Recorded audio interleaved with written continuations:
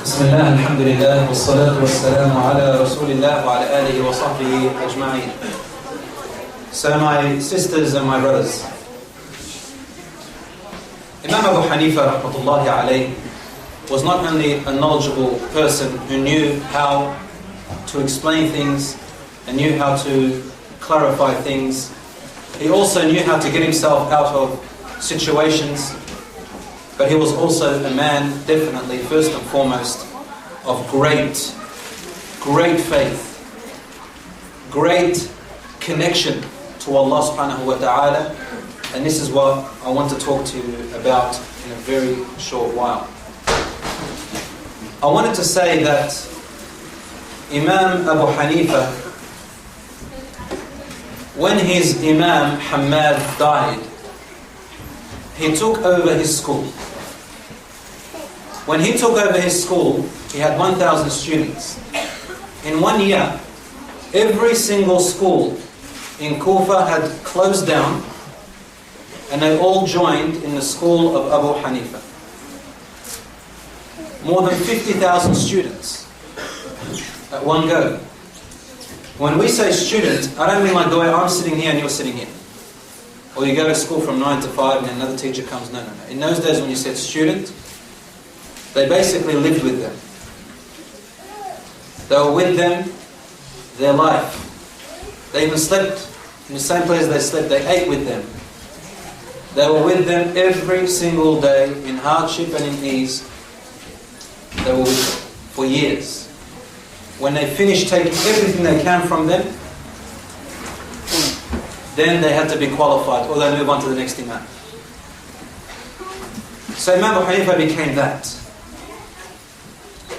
Now I said earlier that some people, they think that Imam Abu Hanifah is just a man who uses his reasoning, his logic, opinionated. There is a story that refutes that, of course. There was a man by the name of Imam Bakir. Imam Bakir was from the family line of the Prophet Muhammad sallallahu alaihi wasallam. He was the great-grandson of the Prophet sallallahu alaihi wasallam. So the Prophet was his great-great-grandfather. One day, he came up to Abu Hanifah and he said to him, "So you're the one who contradicts my grandfather by using logical reasoning. Meaning you contradict my grandfather Muhammad sallallahu alaihi wasallam, so you don't accept what he says, you accept what your logical mind says." Abu Hanifah looked at him and said, "How dare I? Let me prove it to you." He goes, "How?" He said, "Let me ask you a question. Who is weaker, the man or the woman?" He said to him, "The woman is weaker, physically."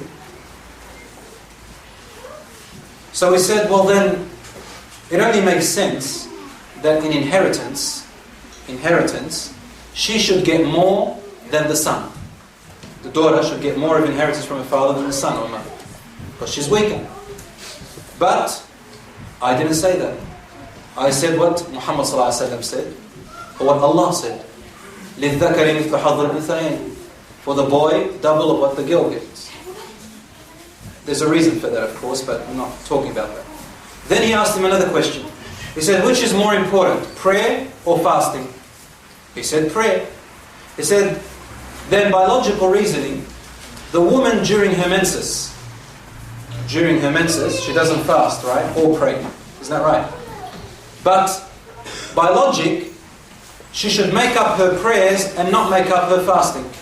Or at least both together. But instead, I said the opposite. I said what the Prophet ﷺ said, you make up your fasting, but you don't make up your prayer."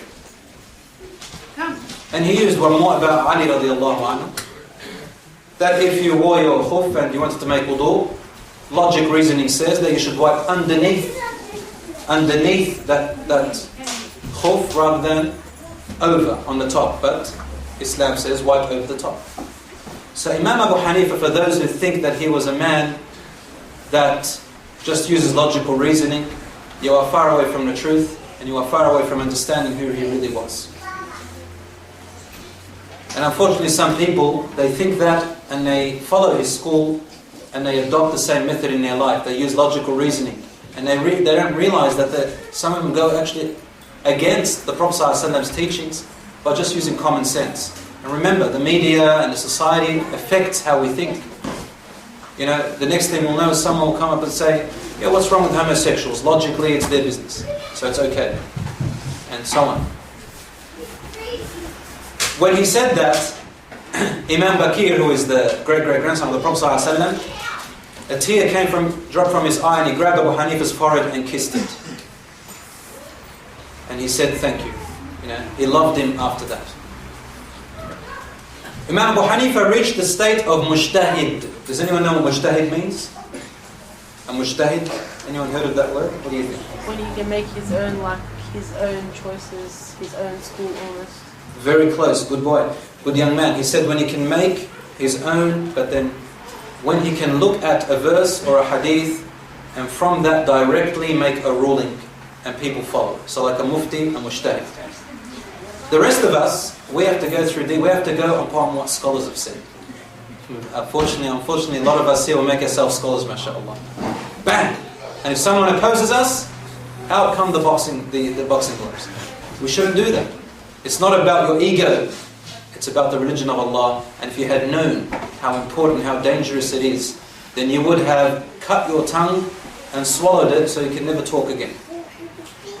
Because if you say something wrong, without knowledge, you would have lied on the tongue of the Prophet ﷺ. The Prophet, peace be upon him, said, whoever lies deliberately about me, meaning you don't care, you say without knowledge, you follow your ego just to look right, and the other person wrong, then you have preserved your place in hellfire. Because you're ruining the deen, the religion, swerving people away from the truth.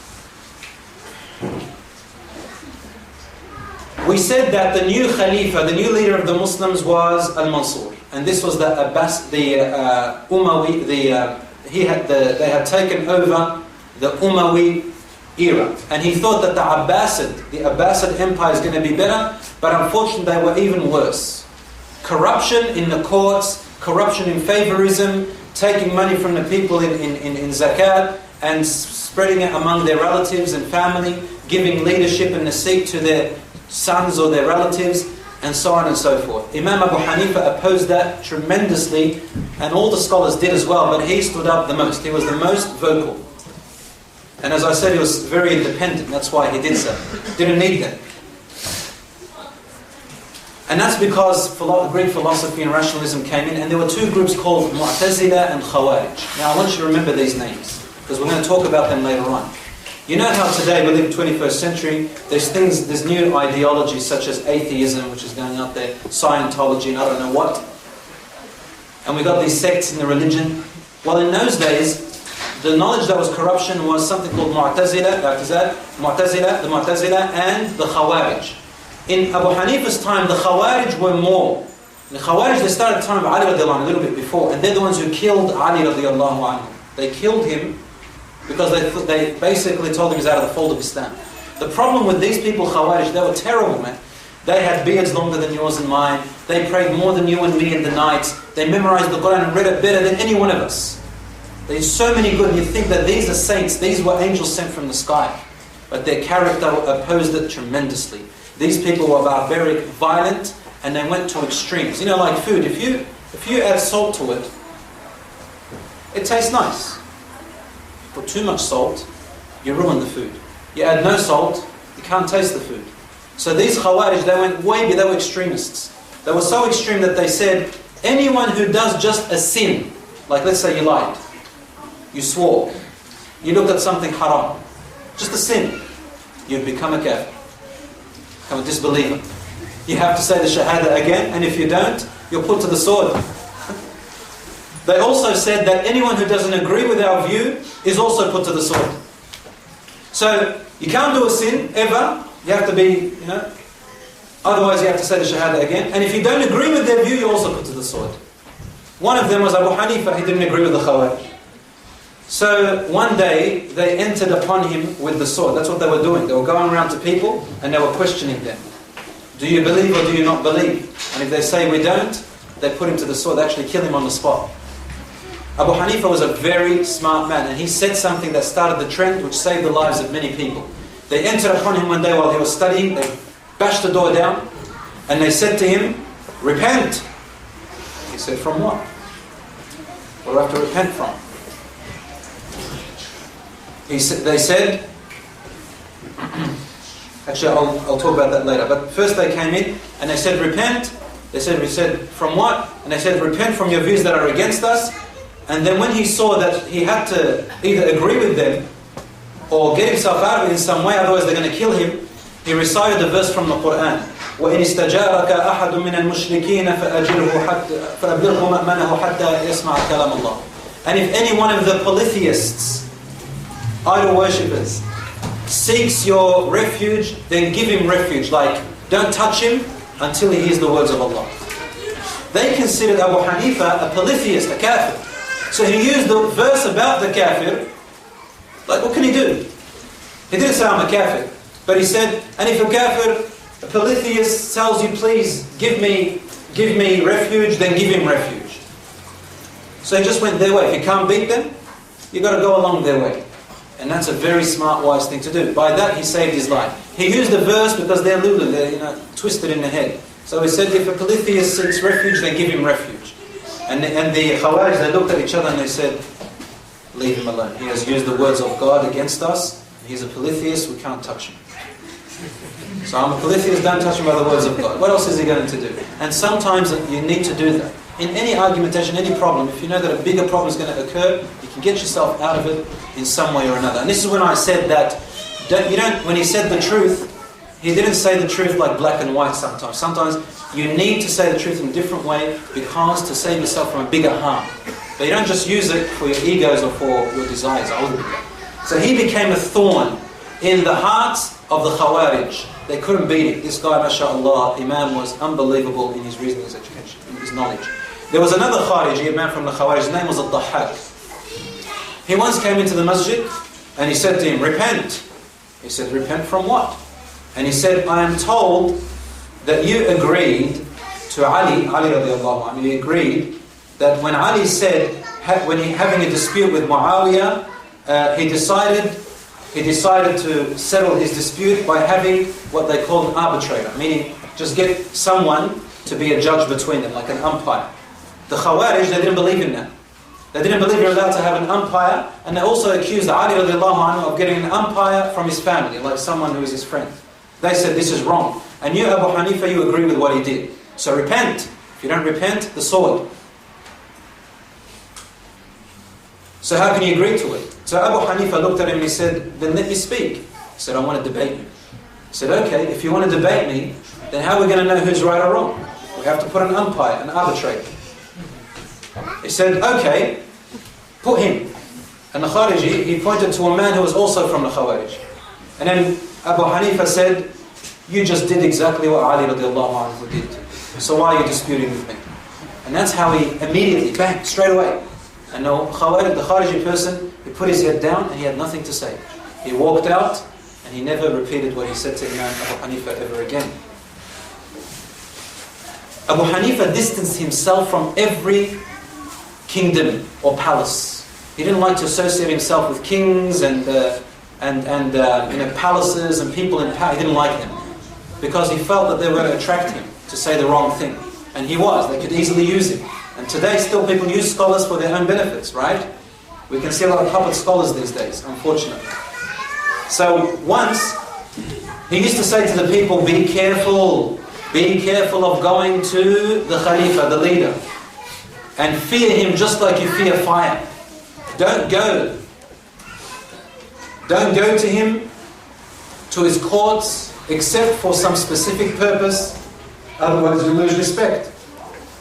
And if he has given you a post of a judge, don't accept it unless you are sure he will accept that you exercise your personal judgment. Yani, you will judge even against him. If he doesn't accept it, don't accept his job to be a judge, so that you don't get pressured. And never accept a position that you are not fit with. These were the words that Abu Hanifa used to advise his students and people, anyone who wanted to visit him. An official one day said to Abu Hanifa, visit me, I want you to visit me at my house. Abu Hanifa asked him, why? What for? Now normally you should visit people, but this official, you see, he knew that he used to use the scholars. He wanted to puppetize them a little bit. So he said, why should I visit you? And he said to him, visit me so I get to know you more. He said, I do not visit people in power, lest you should make me swerve. And he got angry at him. And so the people in power began to resent Abu Hanifa. He had enemies, and his enemies were the people in power. They wanted to use him to their advantage. There was a governor of Iraq by the name of Yazid ibn Amr Hubayra, or Umar Hubayra. He was the governor of Iraq. Yazid was a person corrupt in the political system. He once called Abu Hanifa to him, and he said to him, I want to give you the position of chief treasurer. This man, Yazid, used to like to get scholars and give them positions in the government. Because he thought he could get power. Put scholars and a position of power, you got both religion and money in your power. So he wanted to put Abu Hanifa as a chief treasurer, one who looked after the wealth and everything. Abu Hanifa immediately said, never. Yazid said to him, why? He said, if you asked me to climb the doors of the mosque or to guard the doors of the mosque, I wouldn't. If you asked me to guard the doors of the mosque, I wouldn't listen to you. Let alone guarding the money of the Muslims, and guarding the fate of the Muslims, and standing up for you so that when you seal the death of a Muslim and you sign it, I have to carry it out. Yazid got so angry with him that he ordered his imprisonment for going against him, and he ordered that he be whipped every day 100 lashes. Abu Hanifa in prison. Until finally he found that his students were protesting for him. He had no other choice but after 30 days to release him. We said that Imam al-Mansur, the Khalifa al-Mansur came up, and he also tried to do something to Abu Hanifa. One day he called him and he said to him, I want you to be the chief judge of all of Iraq. I want you to be the chief judge. Imam Abu Hanifa said to him, never. Because then I'll have to rule in rulings in favor of the people in the right way, but when it comes to you, will you accept my ruling, even if it's against you? The Khalifa got angry at that statement. He didn't expect something like that. You don't talk to the leader like that. He said to him, you must take the chief judge position. Abu Hanifa said, I am not fit for that position. So then the Khalifa said, you're a liar. And then Abu Hanifa said, well, that just proves my statement then. If I am a liar, a judge is not fit to be if he is a liar. The Khalifa got so angry at him that from that day onwards, he resented him more and more. And because later on, as he resented him and he kept on refusing these positions, he finally imprisoned him. And we're going to come to that in a minute about the prison. But I would like to say something a little bit about Abu Hanifa's character before I move on. Abu Hanifa, once, as we said, he was a businessman, right? So once he had to go to teach somewhere, and he got one of his pupils, his name was Hafs, and he said to him, can you take this silk to sell it in the market for me? So the man said, of course. He said, but wait, before you take this silk, there are defects in it, there's problems in this silk. And before you sell it to the people, you have to tell them about the defects in this product. He said, sure. So he went out, and Hafs was so happy that he's selling the product, the merchandise of Imam Abu Hanifa. He got so excited that he forgot to tell the people about the defects, and he started advertising, silk, silk, silk, silk. Everybody came and bought it. That day he made so much profit. He made 30,000 dinars. That's a large amount of money. Like $30,000, let's say. And he came back and gave them to Abu Hanifa. Abu Hanifa looked at him and goes, oh, you sold all of the material? He said, yes, and I made 30,000 dinars. Abu Hanifa got happy. He said, now I can spend it on the students and on the poor and the needy. So then he remembered, he goes, what happened to the people when they heard about the defects about? And you still made that profit. And he said, oh no, I forgot to tell them. And Imam Abu Hanifa, you know what he said to him? He said, then this money is not lawful for us. We took it unlawfully. We cannot keep it. So what are you going to do? He said, give it in charity. And he gave all his wealth in charity. He didn't take any of it. Nothing. Abu Hanifa was tall, wide, very handsome looking. Long black hair, from Persian origin. Beautiful big eyes. So Abu Hanifa was not just, like that. He was quite attractive, yet he was very humble. And this did not affect him in any way. His students were among the most pious. Al-Qadi Abu Yusuf, and I want you to remember this name. The judge, the chief judge, Abu Yusuf, was his most eminent student. And so was another one by the name of Ibrahim. Inshallah we'll talk Muhammad, but we'll talk about him inshallah next week when we come to Imam Malik. He said, Al-Qadi Abu Yusuf describes his teacher in the following. He says, they asked him, how was Imam Harun al-Rashid? Harun al-Rashid was the next Khalifa. He came at a time Abu Hanifa had died. He asked his student, how was your teacher Abu Hanifa in character? And this is how he described him. He said, he was extremely pious. He avoided forbidden things all the time. He remained silent and absorbed in his thoughts. He remained silent and absorbed in his thoughts most of the time. So he didn't speak much unless he had to. He answered questions only if he knew the answer to them. He was very generous and self-respected. He never asked a favor from anybody in his life. He shunned the company of the worldly-minded people. So he didn't like sitting around people who talked about money and houses and property. And people who held worldly power, he didn't like sitting with them. And he didn't like having a position or status.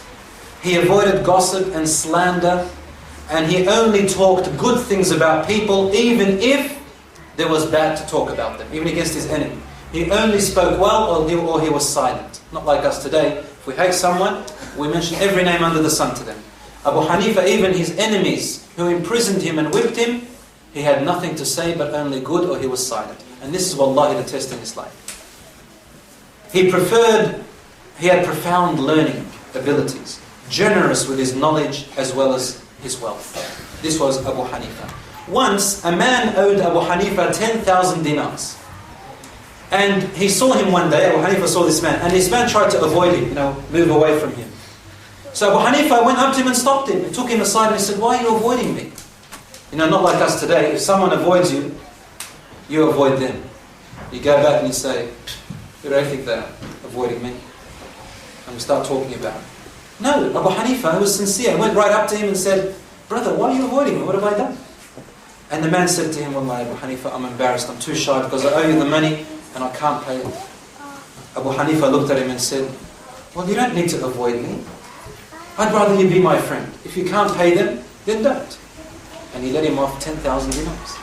Ukhuwa and brotherhood and friendship was more important to Abu Hanifa than money. There was once a neighbor of his, you call them a cobbler, meaning he was an alcoholic and he liked singing a lot. And he was Abu Hanifa's neighbor. And by the way, the madhab of Abu Hanifa is the most strictest and harshest against musical instruments. Like even the oud, the stick that you go like this, just like that. They said it's haram. Haram, nothing. Like the other madhabs, at least the drum, the one-tone drum or the oud, okay. But with him, nothing.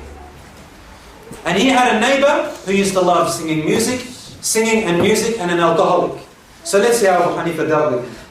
Every night Abu Hanifa would sit back to write and study, and his neighbor would be singing and drinking, and he would say the following words: nobody cares about me. Everybody shuns me. I'm a nobody. I wish I was dead. And Abu Hanifa would listen to this every night, and he would sing this poetry. One night, the man didn't sing. So Abu Hanifa asked about him, and he found out that the government had taken him to imprison him. So Abu Hanifa went to the governor, and he was a good friend of his. And the governor said to him, Abu Hanifa, coming to my house? You didn't have to do that. Ask me and I'll go to your house. That's how much he was respected. He said, what have you come for? And he said, I've come for my neighbor, the alcoholic neighbor. And he said, what would you like us to do? He said, I'd like you to release him. I want to intercede for him. Buy him out. He said, no, there's no need to buy him. He said, release him now. So they brought him. And as he was exiting, Abu Hanifa looked at his neighbor and he said, have I done good by you, my neighbor? Like as a neighbor, have I given you good as my neighbor? And he said, you have done so well. As for me, wallahi, I will never drink again. And guess what? He became one of the close students of Abu Hanifa and one of the renowned scholars that we read about. Another thing about Abu Hanifa which I'd like to mention, he had something called wara. Wara means something doesn't have to be haram for him to avoid it. This is something, wallahi, of great virtue. These days we say, is it haram? Yes, it's haram. What's the punishment for it? How big is it? Oh, it's just coals of fire that put beneath your soles of feet and your brain balls. It goes far out, man. I thought we were going to be in hellfire forever. So it's not bad. I'll just keep going. I'll do the haram. One person doing a wedding, wanted to do a mixed men and women and everything, wanted to take off her hijab, his sister. I said, brother, fear Allah subhanahu wa ta'ala and just go by His way and Allah will bless your marriage and everything. He looked at it, he goes, Khalas man, it's one dip in the fire. We can do with that. One dip. Let her enjoy one dip. Subhanallah, Allahu Akbar. If only he knew what one dip means. A man was dipped in hellfire, says he was going to be dipped in hellfire once and he forgot every fortune and happiness that he couldn't remember it. But a dip in hellfire, one drop of hellfire burns the universe. But anyway, this Abu Hanifa had something which all the scholars had and great religion. Wara'. Wara' means something's halal. But we'll still avoid it if there's no need to do it. Halal means you can do it. But there's no benefit in it, just halal. And especially when you think that maybe if you keep doing it, it'll lead you to haram. So too much of something halal, which has no benefit, it becomes haram. Like you play too many games to the point where it starts delaying you from your prayers, for example. And this is haram. So I want to give you a little story. Abu Hanifah, as we said, he was a textile business. And what he did was, men and women used to come and check out the material. Because of that, he didn't like mixing, right, between men and women. So he made a special time for the women to come in, a special time for the men. One day, a woman was checking out one of the materials. I want you to listen to this very carefully, brothers and sisters, because this is what we're aiming for. And a young woman came and sat on the bench where he had made for them, and she was checking out a piece of material. When she finished, she left. A young man came and sat where she was sitting. Nothing, just sat on her chair. Nothing wrong with that, right? Sitting on a chair just because she was sitting there, it's not haram. Abu Hanifa came up to him and said, get off. He said, why? He said, you can't sit there until the warmth that the lady had left behind has cooled down. See, you sit on her and you can still feel the warmth where she was sitting. This is called wara'. You're not touching the woman, but the warmth of her can lead to other things. So, in person might say, gosh man, this is too strict. No, it's not about that. It's not about that. So loving to God, to Allah, that you want to be extra pious, inshallah. Now obviously you can't be super pious. Some people that go too far, man. Oh. But something that's halal, they make it haram. Nasheeds are haram. Even though there's no beats, there's no music, it's still haram. A person spoke something, man and woman spoke about something something they need to talk about, and he was in modesty and everything. Haram. They fornicated almost. These types of things, a person should be balanced in them. And anyway, we haven't got too much time to talk about that, but don't be extreme in either way. But he said don't. This was his wara'. Another piece of wara' was Sufyan al-Thawri was one of Abu Hanifa's allies. And there was another student whose name was Yazid ibn Kumayt. He says, I once prayed behind Abu Hanifa in prayer. And Abu Hanifa recited the following verses. إِذَا زُلْزِلَتِ الْأَرْضُ زِلْزَالَهَا وَأَخْرَجَتِ الْأَرْضُ أَثْقَالَهَا, which means when the earth is shaken to its final quake. إِذَا زُلْزِلَتِ الْأَرْضُ. And then the verse goes on by saying in the end, and there isn't an atom's worth of good on that day except that it shall be revealed. And there isn't an atom's worth of sin that a person has done except on that day it will be revealed. He says, we finished the salat and everybody left. I looked and I found Imam Abu Hanifa still in the masjid exactly where he was sitting. And he was weeping and weeping tremendously. He said, we left after Isha and I came back at Fajr to pray in the masjid, and Abu Hanifa was still sitting in the same position he was. Still weeping and grabbing his beard like this, it was soaked. And I heard him say the following words. Crying, saying, rewards. Allah rewards the smallest of virtues and punishes for the smallest of sin. O Allah, save Nu'man from the hellfire. All night. Nu'man was his name. Save Nu'man from the fire. And such were the scholars of Islam, really. His life was dedicated to serving faith. He prayed Fajr and stayed in the class. Then after Fajr he answered the people's questions. Then he prayed the Dhuhr. Then he had another session with the people. Then he went out after Asr and he visited the sick and the poor and the needy. This was his day. Then he went to visit his family and his relatives and his cousins. And then at night after Isha, it was dedicated to himself. He spent the night. There were nights where he spent it in one wudu. From Isha till Fajr. Why? He stayed standing from Isha till Fajr on one salat without losing his wudu. Never left. And this was the great Imam Abu Hanifah. He was like this. If a matter came to him, someone asked him a question and he couldn't answer it, he would get so distressed and he would think that Allah did not make him successful in answering the question because he had done a sin of some sort. So because he did a sin, Allah did not make him successful in answering that question. So he would cry and he would go and make wudu and pray 2 raka'at and sit there seeking Allah's forgiveness.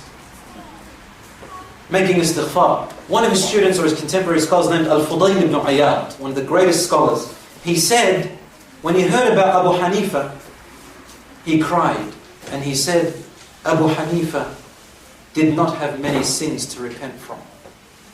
That is why he taught us. But those who have innumerable sins and calamities befall them all the time, they do not realize that these are warnings from Allah. Abu Hanifah, what did he do? He didn't have many sins to repent from. But woe to those who have many sins and you can see calamities, wrong things happening to you in your life so much.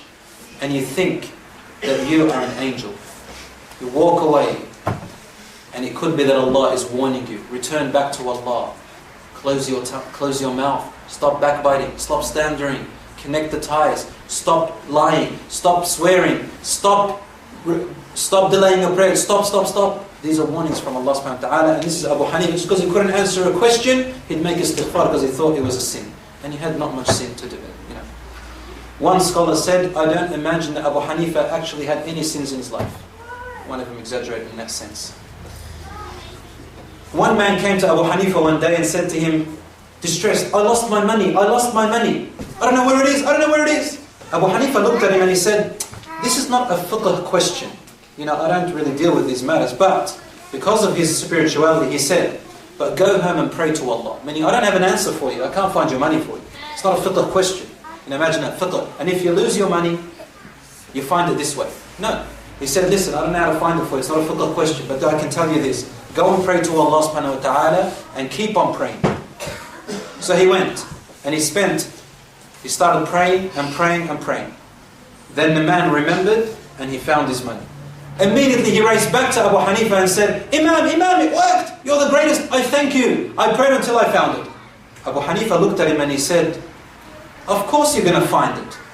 That was the shaitan who made you forget. But when you started praying, he thought this is not a good deal. He didn't want you to keep on praying, so he reminded you where it was and you found it. And that's when you stopped praying. Rather than coming and thanking me, you should have spent more time praying to thank Allah. Don't let the shaitan overcome you. And such was the thoughts of Imams, Abu Hanifah and Imams like him. My brothers and sisters in Islam, Abu Hanifah, as I said before, was imprisoned merely for the fact that he would not accept the position, the post of being chief judge. Imagine that. Imagine one of us, right? A letter comes to you and says, congratulations, you have been given the title, your post of being the chief judge of the county court, the Supreme Court of Melbourne. What's going to happen to you? Jump? Yeah. Jump off the Westgate Bridge? Yeah. Because you go crazy out of happiness. No, you'll be happy. Of course you will, yes. Abu Hanifah says never. And you know what? He chose to be imprisoned instead of that. Why? Because he was afraid. This post, you're going to be questioned about. He didn't want to meet Allah subhanahu wa ta'ala with lots of baggage. He wanted to meet with less. And he knew that the government was going to use him. So he got imprisoned for it. And they dared not whip him. So Al-Mansur, he said the students wanted to come and learn from him. So he had to allow the students to come and learn from him from behind bars. He had thousands of students coming to learn from him while Abu Hanifah was inside the prison. And he opened the curtains and everything, and he made steel bars for everybody to see him. and he began teaching people while he was behind bars and the rest of his students are in front of him. He stayed in this way for 3 months, to the point where he kept talking against the corruption of the government, to the point where the narration says that the Khalifa or the government got so annoyed of him that they poisoned his food, and he died. They poisoned his food, and when he felt the poison of his food, he began to pray in prison for a few days, and he died in his prayer, rahmatullahi alayh. He was about 70 years old, died in the year 767. Before he died, he had written a will. A will. Listen to this. You know, we gave heartaches to the government, right? Corrupt government. He said, after warning people away from the corruption of the government, he said, when I die, I bequest you not to bury me in any land which was given by the Khalifa to any of his relatives, his family. Any land that belonged to families of relatives, don't bury me in it. And that meant that the people opened their eyes and said, what, the Khalifa is giving land, our land, to his relatives and family? So it made even more of a problem. And it is narrated from Imam, from Al-Mansur, who used to say, he carried his head like this and he goes, Abu Hanifah, we are not saved from Abu Hanifah. Neither in his life were we saved, and even in his death I am not saved. And that's how it was. His funeral prayer, on the first day of his funeral, 50,000 people came to attend it. His janazah prayer. People kept on coming from all around Iraq, and even outside of Iraq. It was so much so that the body of Abu Hanifah had to be laid there for the whole day, from Fajr until sunset, because 6 janazas were made for him, and each time, the first one was only 50,000 and the rest were more, praying the janazah for Abu Hanifah al-Nu'man rahmatullahi alayh. He died in Baghdad and was buried in Baghdad in Iraq. His greatest students, as I said, were Abu Yusuf and Hassan al-Shaybani. Often when Abu Hanifah would see his students, can I just say that in just 2 minutes? Whenever Abu Hanifah would see his students, how do you think he felt towards them? They were like his children. Every time he saw them, he would say the following phrase. Every time he saw them, he'd look at them first before he starts his lesson. And you could see his eyes full of compassion and sometimes with tears. And he'd smile and say to them, you are the joy of my heart and the removal of my sorrow. You are the joy of my heart and the removal of my sorrow. Imagine that every time the Imam comes to give you a lesson, your student looks at you and he says, Alhamdulillah wa salatu wa salamu ala Rasulillah amma ba'd. My students, you are the joy of my heart and the removal of my sorrow. Now let's begin our lesson. So it's like what the father or mother say to their child. Removal of which sorrow? The sorrow of the hereafter, because they will testify for him. And the joy of his heart, they are his legacy. He had over 900 dedicated students in his school. Dedicated. We're talking about 900 of the most specialized in every area. Whenever Abu Hanifah was about to give a matter, he would get his students and they would study it. Study it, and he would not confirm the verdict until everyone had agreed that it was right. And every time they agreed, he would prostrate to Allah, pray 2 rak'ah and say, Alhamdulillah, who has not erred me off the path. And that's how he used to reach his rulings. Every student was amazing, and you judge a teacher by his students. He used to encourage his students to debate him. And last thing I would like to say, and that's I think, to let us see things from different perspectives. Remember when I said 4-dimensional, rather than being rigid, black and white? One day, see, Abu Hanifah used to encourage his students to debate him, like to challenge him to question him. Not like, don't question that, question him. And try to come. And if they were right, he would be happy. He'd be happy. Once, a man posed a very bizarre question. I want you to listen to this question. And I'll say it one by one so that you can understand it. He said, "Oh Imam, I have a question." They love doing that. I have a question. Let's say a man entered and This man entered, and he doesn't aspire for paradise. Like he doesn't work for, he doesn't, yearn for paradise. And he doesn't fear hellfire. And he doesn't fear Allah. And he eats dead meat. Because now it's the haram to eat dead meat. And he prays without ruku' or sujood. And he bears witness to that which is unseen. Meaning he thinks is a fortune teller, unseen. And he hates the truth. And he laughs at trials when they come to him. And he escapes and runs away from mercy. And he believes the Jews and the Christians. Imam Abu Hanifah looked at his students and he said, "What do you think?"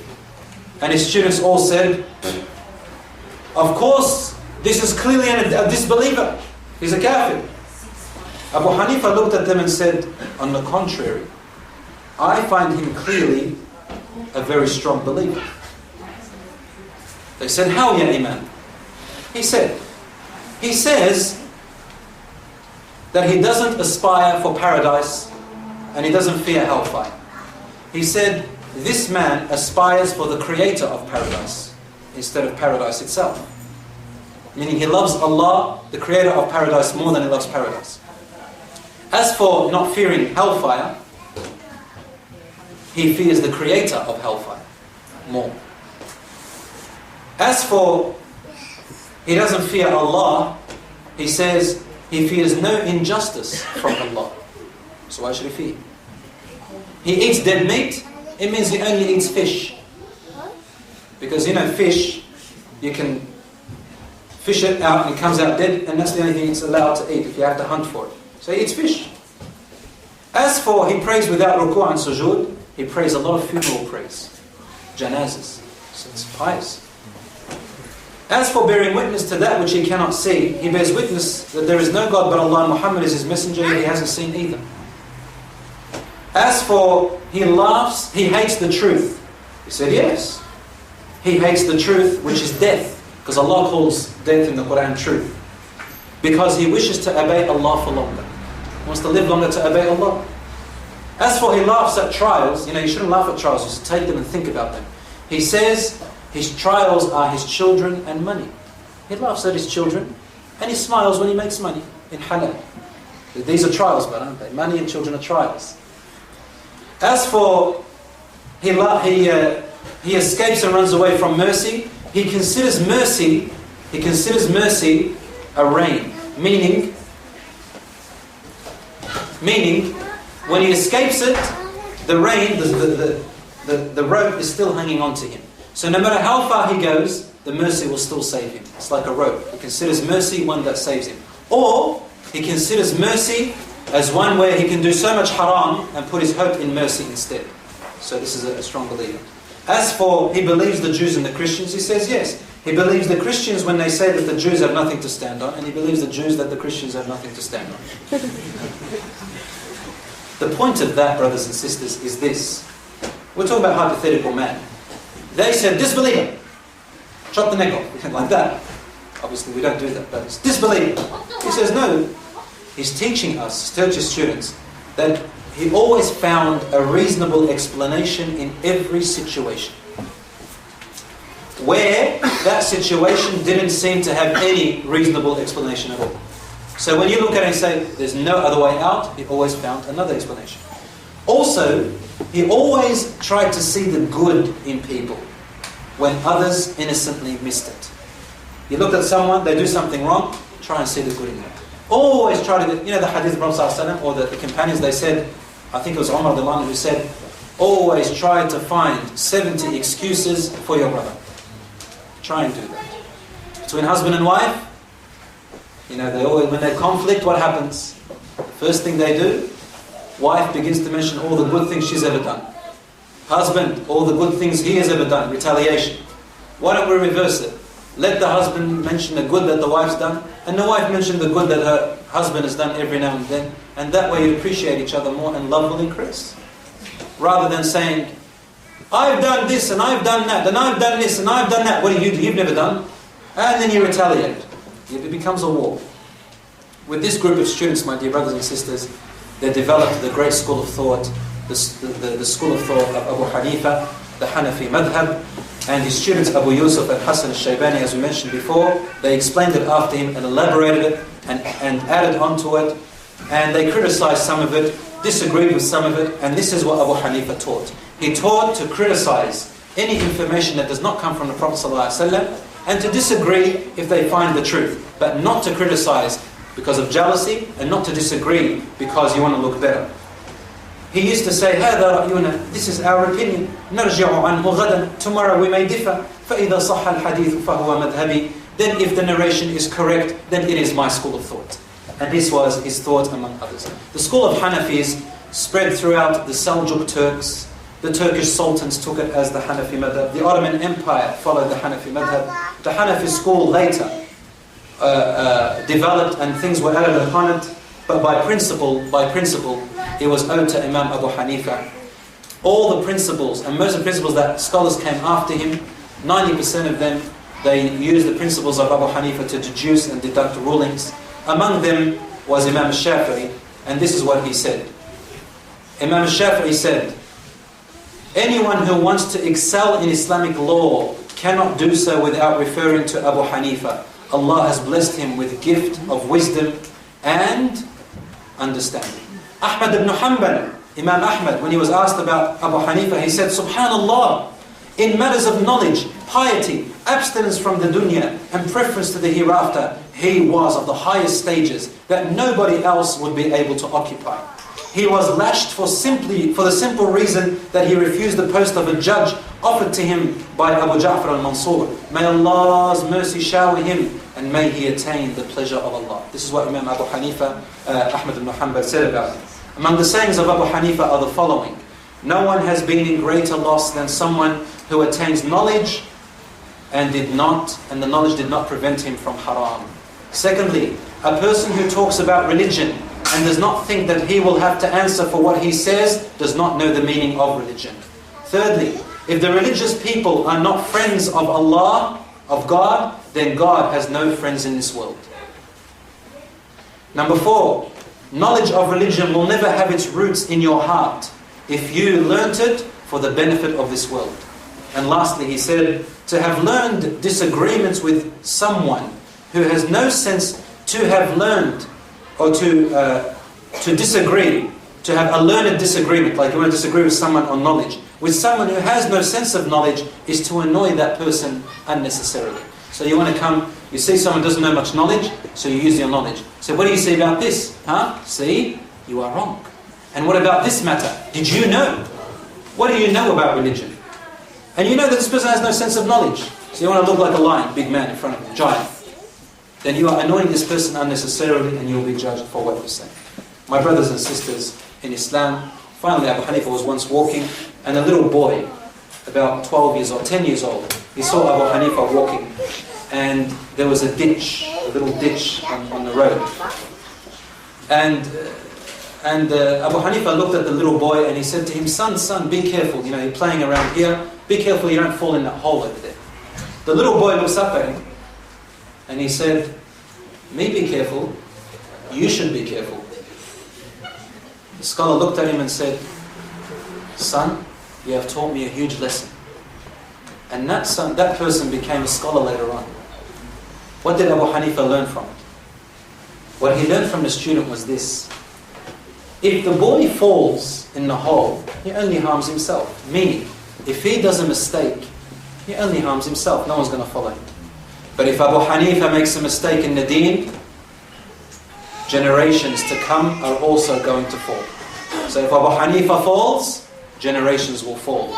If the boy falls, he only falls. And that's what the boy meant. You be careful, O Imam. If you fall, many are going to fall with you. But if I fall, I only fall. Subhanallah. Imam Abu Hanifa had only one son who became one of the renowned scholars also. And for the sisters, I think he had only one wife. Al-Mansur the Khalifa once had a dispute with his wife about marrying more than one wife. So he called Abu Hanifa in, and the Khalifa, and he called Abu Hanifa and he said, come here, we have a dispute with my wife, I want you to resolve it. He goes, what is it? He goes, how many wives can a man marry? And Abu Hanifa looked at Al-Mansur, he said, 4. And Mansur said, aha, did you hear that, my wife? 4 I can marry. So stop arguing with me. Then Abu Hanifa said, hold on, ya Imam. Amir al-Mu'mineen. But if you want to marry 4, you have to deal with them justly and equitably. If you merely fear that you're not going to be able to deal justly with them, then you are to marry only 1. At that point, he went quiet and angry. So he left, and his wife sent a gift to him, to Abu Hanifa, with a servant, and she wrote a letter saying, this is a gift thanking you for attending to my question. And he wrote a letter back to her and returned the gift. He said to her, why are you sending me that? I do not accept this gift. For I was merely doing my job before Allah as an arbitrator, as an umpire, as a judge. And so my reward is from Allah, not from you. This is Imam Abu Hanifa, my brothers and sisters in Islam. Next week we will continue with the next one, the next giant, Imam Malik ibn Anas. I thank you for listening. I'm sorry for taking up your time. هذا وصلى الله على نبينا محمد وعلى آله وصحبه وسلم.